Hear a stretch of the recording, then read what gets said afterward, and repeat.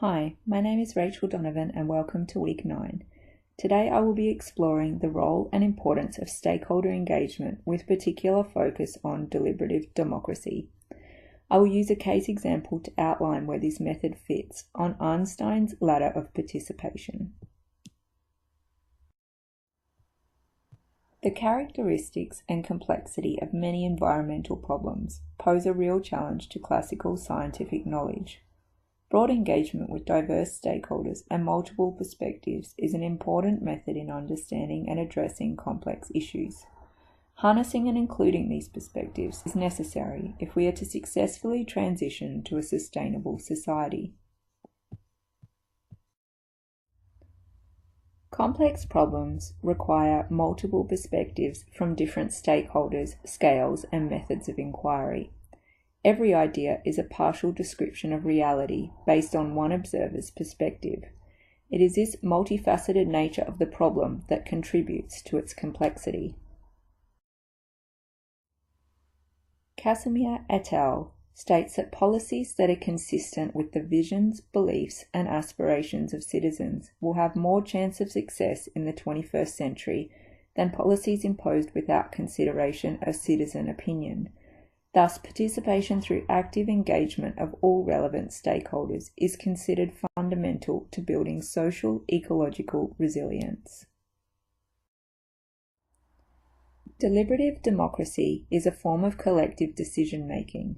It differs from representative democracy as conversations, diverse perspectives, and understanding are at the centre of the decision rather than voting. It is based on information processing and exchange among different stakeholders. Deliberative democracy seeks to elicit informed, quality, meaningful outputs. Deliberative processes can lead to new solutions for challenging, complex problems, improve policy outcomes, and engender trust between citizens and government. One example of a deliberative process is the joint management of Uluru-Kata Tjuta National Park. In November 1983, the Prime Minister Bob Hawke announced that Uluru-Kata Tjuta National Park would be returned to its traditional owners. In 1985, it was leased back to the Commonwealth to be jointly managed by parks authorities and traditional owners.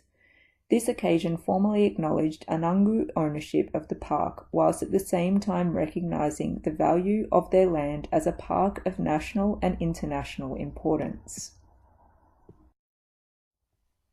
Joint management was established under a legal framework laid out in the EPBC Act, which requires the establishment of a board of management with traditional owners as a representative majority. Joint management combines traditional knowledge and contemporary land management practices and aims to keep country and culture strong and healthy. Furthermore, it provides employment opportunities for Aboriginal people and protects culturally sensitive areas. Anangu have always been taught how to care for country by their parents and grandparents. Today, Anangu jointly manage the park with the Australian Government through Parks Australia staff. Joint management allows Anangu to continue to meet traditional land management obligations and to keep their culture strong. The Uluru-Kata Tjuta National Park Management Plan states that joint management of Uluru-Kata Tjuta National Park sees Indigenous and non-Indigenous people working together as equals, exchanging knowledge about different cultural values and processes and their application. We work together to make shared and informed, consistent, transparent, and accountable decisions. It involves bringing together cultural and scientific knowledge and experience, working with different governance processes, and interweaving two law systems, both Indigenous and non-Indigenous. Making this work requires learning together, learning from each other, respecting each other's culture, and bringing together the different approaches. In practice, the Board of Management makes high-level policy and strategic decisions about the park, such as developing operational and management plans, monitoring the management of the park, and advising on its future development. The director and traditional owners share decision-making and consult relevant stakeholders in accordance with the policies and actions in the management plan. Carson and Hart argue that deliberative governance creates both political and ideological benefits on the one hand and pragmatic and operational benefits on the other. Environmental decisions reached through deliberative, democratic, and inclusive processes assert democratic legitimacy and foster civil society. Furthermore, when conducted well, deliberative processes can build social capital through the development of trust, cooperation, networks, norms, moral obligations, and community resilience.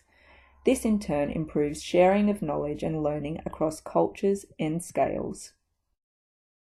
Arnstien's ladder of citizen participation is a model that demonstrates who has power when important decisions are made. It shows levels of participation ranging from low, manipulation, to high, citizen control. The joint management of Uluru-Kata-Tjuta National Park sits between Run 6, partnership, and 7, delegation on the ladder of participation. The joint management of the park is conducted through sharing responsibilities, planning and decision-making, with power shared between all parties. Traditional owners hold a clear majority of seats on the management board with delegated powers to make decisions. Since colonisation, Indigenous peoples have faced displacement, dispossession, cultural and physical genocide, and exposure to great risk from all manner of activities that have been justified in terms of their contributions to industrialisation and development. The implementation of the joint management of Uluru-Kata-Tjuta National Park is a deliberative governance process that has created a redistribution of power that enables the traditional owners, who are often excluded from the political and economic process, to be deliberately included in decisions of the future. This deliberative governance example fits with Arnstien's ladder of participation at the partnership and delegation levels, as it incorporates traditional knowledge and collective intelligence through the redistribution of power and shared planning and decision-making responsibilities. This method of environmental management builds both social capital and ecological resilience. Thank you for watching my presentation. I look forward to joining discussions in the forums this week.